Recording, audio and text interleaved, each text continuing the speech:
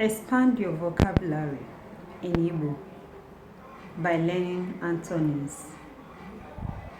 That is words that have opposite meanings. Hello, Ndewo. Welcome and welcome back to my channel.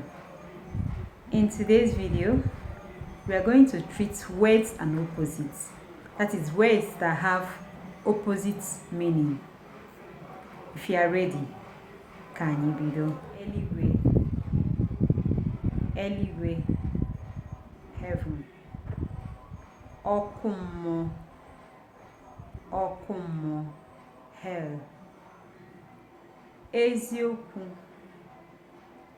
Eziokwu, true. Asị, false.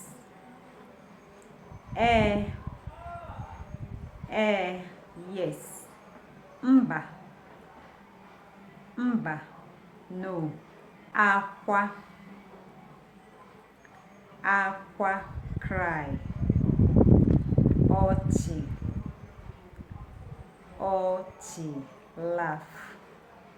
Ọchị, laugh. Oyi, cold. It could be the weather or food, cold weather. Ọkụ, hot. The weather is hot. Hot food. The food is hot. If you are not feeling cold, you are feeling hot. Nwoke,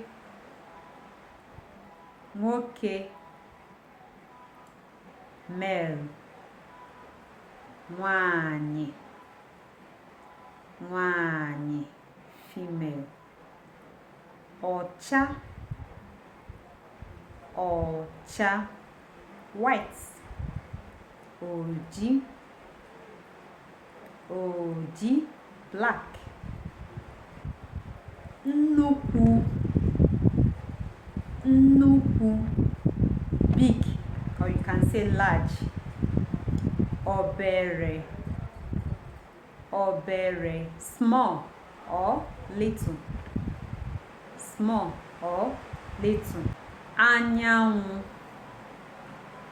Anyanwụ, sun. Ọnwa, moon. Ogologo, long or tall. Mkpụmkpụ, short. Some people say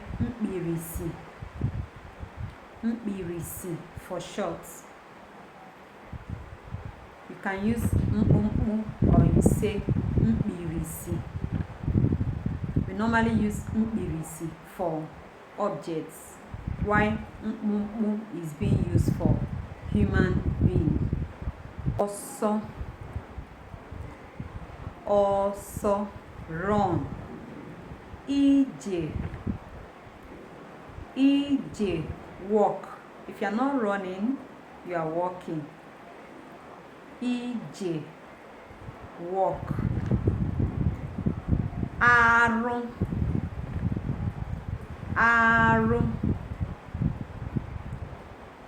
means heavy. Light, mfe. Arụ, heavy. Mfe, light. Ihe dị arụ na ihe dị mfe. Akpa dị arụ, that is, this bag is heavy. Akpa gị dị mfe, your bag is light. Ihe dị arụ na ihe dị mfe. If an object is not heavy, it will be light. That is, mfe. Arụ, heavy. Ọ dị arụ is heavy. Ọ dị mfe is light. Meghe, mechie. Meghe is open. Mechie mechie, close, mechie, close, meghee ụzọ, meghee ụzọ. Ihe ọmụmatụ example, meghee ụzọ, open the door, mechie ụzọ, close the door, mechie ụzọ, close the door. Nọrọ ọdụ,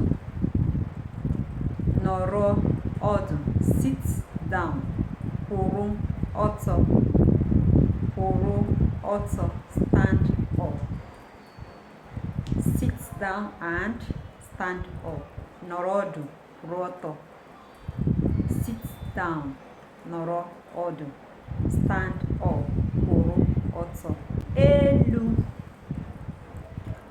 elu, up, ala, ala, down. Mfe, simple, ọ tara akpụ. Mfe is simple, ihe dị, ọ dị mfe. This exam, ule a dị mfe. That means this exam is simple. Ule a dị mfe. This exam is simple. Ule a tara akpụ. Or tara akpụ means complicated or hard, difficult. Ọ tara akpụ, o siri ike. Ihe siri ike is complicated, or you say difficult. Ọ tara akpụ, ọ tara akpụ. Ochie, ochie, old. Ọhụụ, ọhụụ, new. Ụlọ gị dị ochie. Your house is old. Ụlọ ya dị ọhụrụ. Her house is new. Ochie, old. Ọhụrụ. Some people say ọfụ or ọfụrụ. Ọfụ, ọfụ or ọfụọ. That is new. Ọkụ, ọkụ, fire. Mmiri, mmiri, water. Opposite of fire is water. Ihe ziri ezi, ihe ziri ezi, right. Ihe ezighi ezi, ihe ezighi ezi, wrong, wrong. Ihe a, when you say ihe a ziri ezi, that means this is right. But if you say ihe a ezighi ezi, it means this is wrong. Agwa gị ezighi ezi, your actions are not right. Agwa gị ziri ezi, your actions are right. Mmiri mmiri, mmiri mmiri. When you say mmiri mmiri, ọ dị mmiri mmiri, that means liquid, liquid. O siri ike, o siri ike, solid. Mmiri mmiri means liquid, something that is liquid. But when they say ihe a siri ike, let me use something like stone. Okuta siri ike. This stone is solid. You know, stone is strong.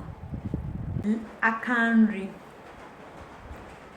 aka nri, right hand.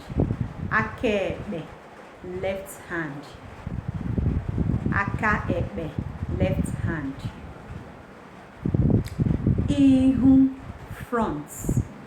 Ihu, front. Azụ, back. Azụ, back. Ihe, ihe, or you can say ife, ife, lights. Ihe, ife, lights. Ọchịchịrị, ọchịchịrị, darkness. Mkpọtụ, mkpọtụ, noise. Ebe a dị mkpọtụ hinne. This place is so noisy. Ebe a dị mkpọtụ hinne. This place is so noisy. Joe, Joe is calm or quiet. Ebe a jụrụ oyi or ebe a dara jụụ. Here is calm. This place is calm. Ebe a, this place is calm. Nso, nso, near. Toro aka, toro aka, far. Ụlọ ụka anyị dị nso. Our church is near. Ụlọ ụka ha toro aka. Their church is far. N'elu, n'elu means on. Na okpuru, na okpuru, under. Ihe ọmụmatụ, akpa gị dị n'elu akwa. Your bag is on the bed. Akpa m dị n'okpuru akwa. My bag is under the bed. I know we don't keep bags under the bed anyway. Ụnyaahụ, ụnyaahụ, yesterday. Tata, taa or tata, today. Ndụ, ndụ, alive.